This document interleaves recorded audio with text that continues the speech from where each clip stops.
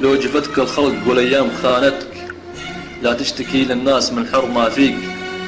ارفع ايديك القادر يجيب دعوتك، ادعى الكريم اللي بالعطايا يكفيك.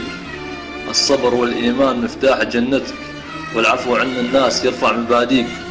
افهم كلامي واحذر تفرط بدنيتك، واذخر بها يوم المنادي يناديك. واعط الفقير واطلب من الله حاجتك، تلقاها بدون اسباب بين اياديك. هذه نصيحتي من بعدها سلامتك، لا تطلع العالم على سرك وخافيك. احرص على اللي ما يدور مضرتك، وبالوالدين اللي الله فيهم موصيك. حاسب ضميرك تراه هو سبب عثرتك، والكلام الطيب يقهر معاديك. جرب تكون امير بعقلك وفكرتك، وخذ التواضع من صفات المماليك. لا تنزل دموعك على من باع اخوتك، البايع الخوة لا ترتجي يوافيك. واغفر الزلة لا جاتك من جماعتك، يمكن اللي جاتك من الغير تبليك.